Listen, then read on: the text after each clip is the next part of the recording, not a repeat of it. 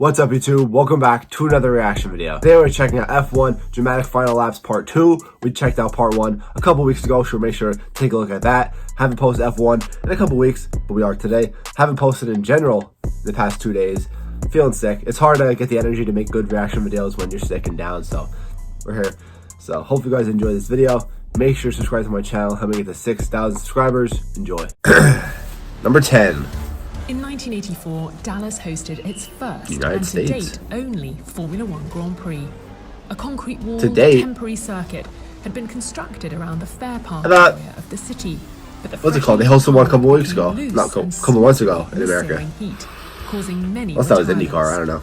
An exhausted Nigel Mansell, down in fifth, suffered a gear linkage problem and stopped within sight of the checkered flag, leading to this iconic scene of him trying to push his Lotus over the line. Nigel Mansell's pushing in this searing heat, and surely that's impressive though. For him.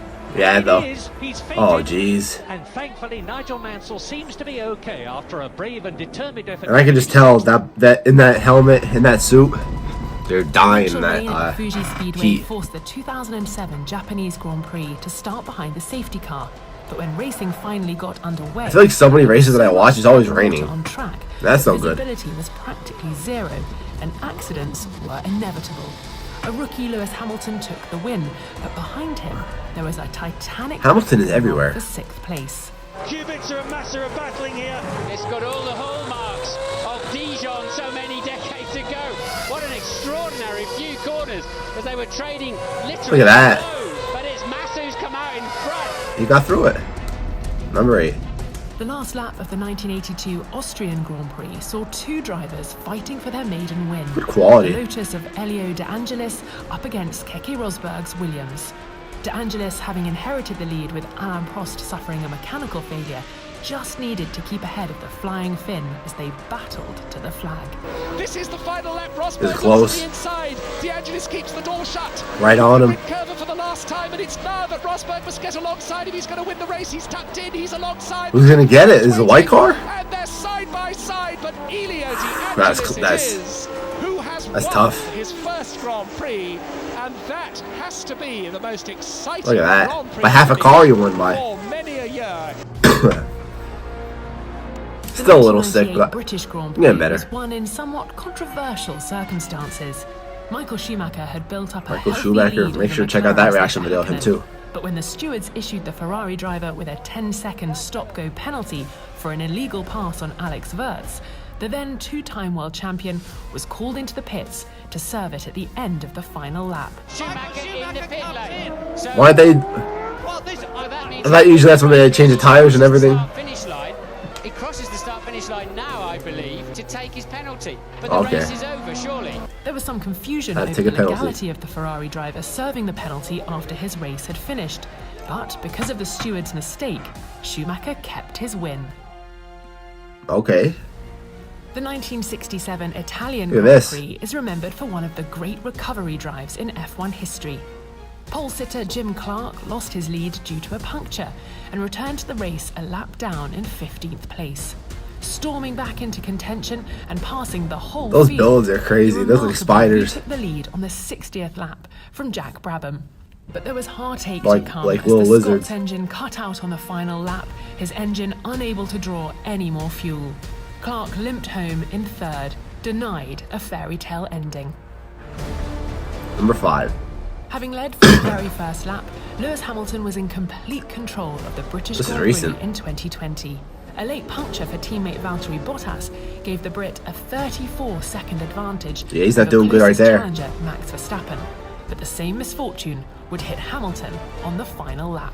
And Hamilton is winning the Grand Look at Prix. that. But look at the state of that Mercedes It's sparking. car as he crosses the line.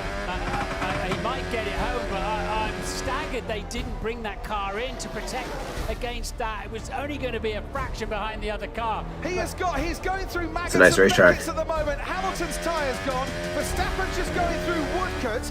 He's about 4 corners behind. This is now Lewis Hamilton praying that the checkered flag comes as soon as is humanly possible. The gap between Hamilton and Verstappen. Look, that tire looks like it's about to go. all the time. But for Lewis Hamilton, That front left the one. checkered flag will come. Kinda looks like it did. Time for a 7th British Grand Prix victory. victory. That's insane. I mean, I don't get how he does it. The 1986 Spanish Grand Prix saw one of the closest finishes in F1 history. As the race unfolded at the newly built Jerez circuit, Ayrton Senna led in his Lotus, but on the final lap, his now very worn tyres were failing him, and a freshly shod Nigel Mansell was hunting him down rapidly. Senna defended superbly, but as they hit the Gotta final be careful around straight, those turns. the Briton darted along. That's usually, I'm assuming, and the when two future people champions take over. sped for the line. Senna held on and took Nice the comeback. final first by just 14 thousandths of a second. I think it was so close. I think they should give us 7.5 points each.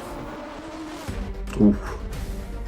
There was considerable home pride at Dijon in 1979, with Jean-Pierre Jabouille claiming Renault's first ever Grand Prix victory at their home event.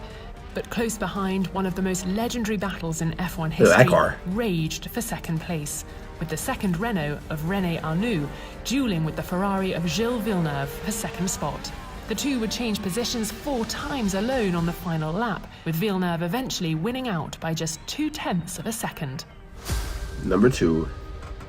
The closest finish in Formula One history occurred at Monza. Look at that build. I'm catching a lot of like drivers ran nose cool, to tail cool in the builds final that these cars stages, have. taking turns to slipstream each other. But as they hit the line, just Looks like a 6 vacuum. tenths of a second separated the 5 cars, with Peter Geffen winning his first and only Grand Prix by just 100th of a second from Ronnie Peterson.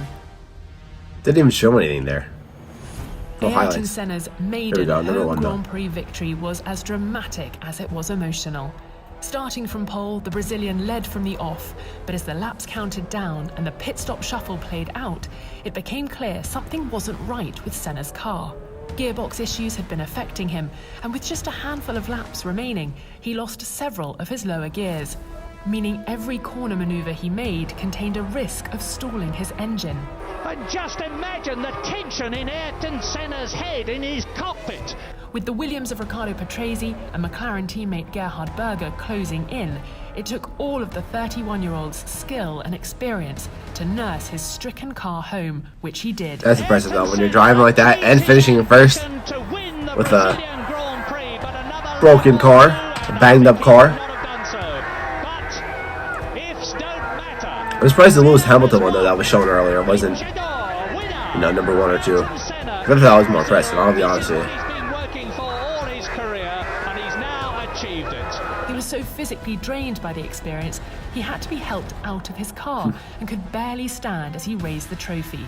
A superhuman effort from a superhuman driver. I've been very near to win the Brazilian Grand Prix many other occasions. We've been always very competitive, but for different reasons we were never able to do it. And today is a memorable day in my career, in my life, and it's a super day. I'm Nice. Oh, he dumped it on him. Hey, celebrating the right way.